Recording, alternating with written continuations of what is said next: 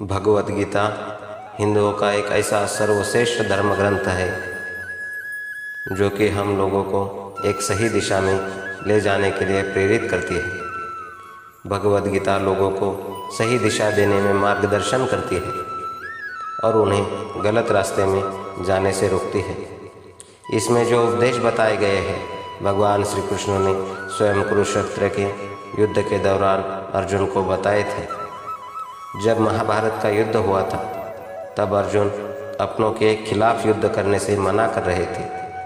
भगवान श्री कृष्ण ने अर्जुन को गीता के उपदेशों के माध्यम से धर्म और कर्म के सच्चे बात ज्ञान से अवगत कराया था। आज श्रीमद् भागवत गीता के उपदेश हमारे देश में ही नहीं बल्कि विदेश में भी लोगों का ध्यान अपनी ओर आकर्षित करने में सफल हो रहे हैं। भगवान श्री कृष्ण अर्जुन को उपदेश करते हैं, जो हुआ वह अच्छा हुआ, जो हो रहा है वह अच्छा हो रहा है, जो होगा वह भी अच्छा होगा। हे अर्जुन, तुम्हारा क्या गया जो तुम रोते हो? तुम क्या लाए थे जो तुमने खो दिया?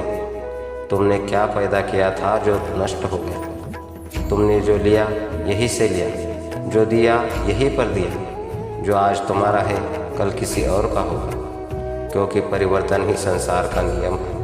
जीवन न तो भविष्य में है न अतीत में है, जीवन तो बस इस पल में है। जन्म लेने वाले के लिए मृत्यु उतनी ही निश्चित है जितना कि मरने वाले के लिए जन्म लेना। इसलिए जो अपरिहार्य है उस पर शोक नहीं करना चाहिए। कोई भी व्यक्ति जो चाहे बन सकता है यदि वह व्यक्ति एक विश्वास के साथ इच्छित वस्तु पर लगातार चिंतन करे। मैं सभी प्राणियों को एक समान रूप से देखता हूँ।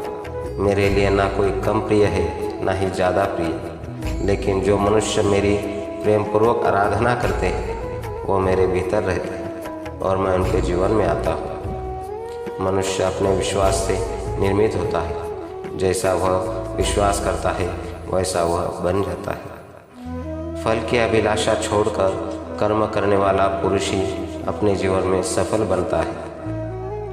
हे अर्जुन, क्रोध से भ्रम पैदा होता है, भ्रम से बुद्धि व्यग्र होती है। जब बुद्धि व्यग्र होती है तब तर्क नष्ट हो जाता है। जब तर्क नष्ट होता है तब व्यक्ति का पतन हो जाता है। मेरा तेरा, छोटा बड़ा, अपना पराया मन से मिटा दो, फिर सब तुम्हारा है और तुम सबके हो। सदैव संदेह करने वाले व्यक्ति के लिए प्रसन्नता न इस लोक में है न ही परलोक में। जो लोग मन को नियंत्रित नहीं कर सकते उनके लिए वह शत्रु के समान काम करता है।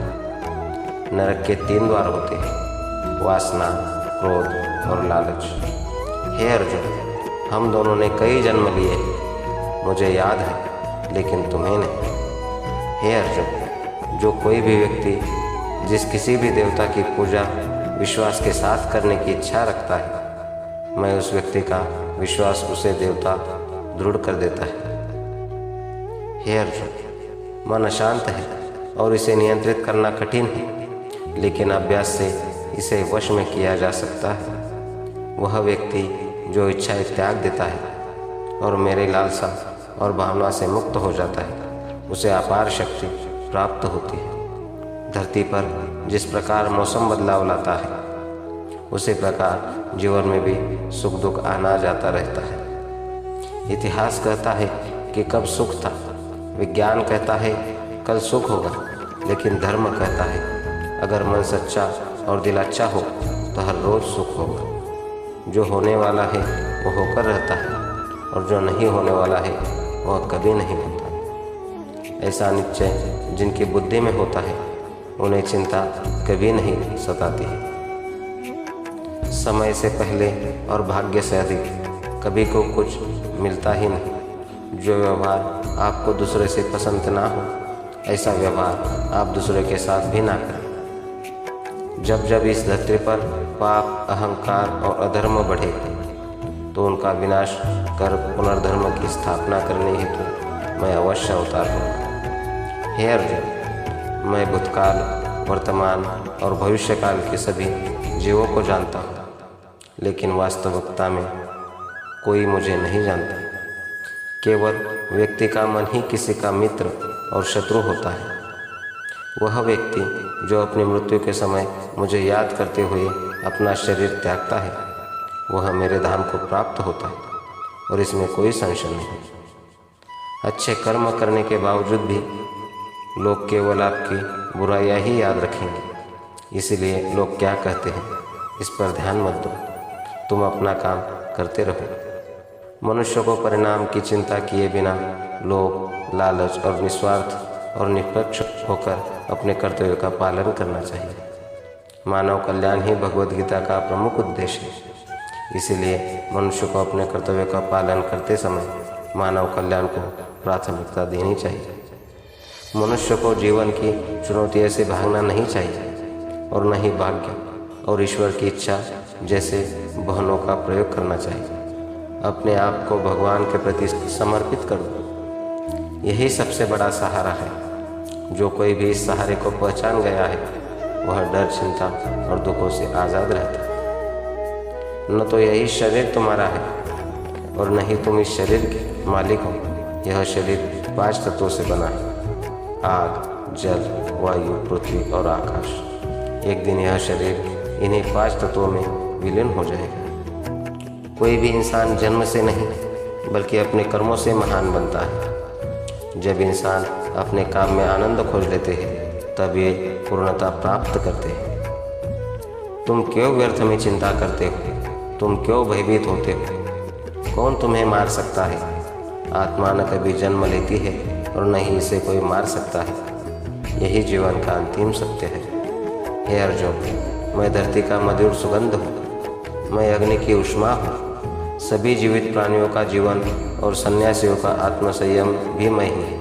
मन की गतिविधियों, होश, श्वास और भावनाओं के माध्यम से भगवान की शक्ति सदा तुम्हारे साथ है। एक दिन भगवान श्री कृष्ण अपनी बहन द्रौपदी के साथ शाम की सैर कर रहे थे। द्रौपदी जी भगवान श्री कृष्ण से बोली, भैया, मैंने तो सुना है आप हर जगह मौजूद रहते हैं, पर उस समय आप कहाँ थे जब दुशासन मेरा चिर हरण कर रहा था? श्री कृष्ण पहले मुस्कुराए और फिर बोले, बहन, जब दुशासन तुम्हारा चिर हरण कर रहा था तब तुम अपनी साड़ी को दोनों हाथों से पकड़कर बचने का प्रयास कर रही थी। थोड़ी देर की जद्दोजहद के बाद जब तुम्हारा जोर नहीं चला तो तुमने सोचा, यहाँ मेरे पास 5 पति बैठे हैं, वह मेरी मदद करेंगे। जब वे लोग कुछ ना कर सके और शून्यता से बैठे रहे थे तब तुमने सोचा कि इस सभा में एक से बढ़कर एक शूरवीर है, ये लोग मेरी मदद करेंगे। जब वहाँ से भी तुम्हें निराशा हाथ लगी तो तुमने अंत में दोनों हाथ उठाकर कहा, हे भगवान, मेरी इज्जत की रक्षा कीजिए। तब मैंने तुम्हारी लाज बचाई और दुशासन थक कर बैठ गया। इस तरह कौरव अपने प्रयास में सफल नहीं हो पाए। यहाँ पर मैंने तुम्हारी लाज बचाई थी। श्री कृष्ण के इस जवाब को सुनकर द्रौपदी बोली, हे भगवंत, वाकई आप सब जगह में मौजूद हैं।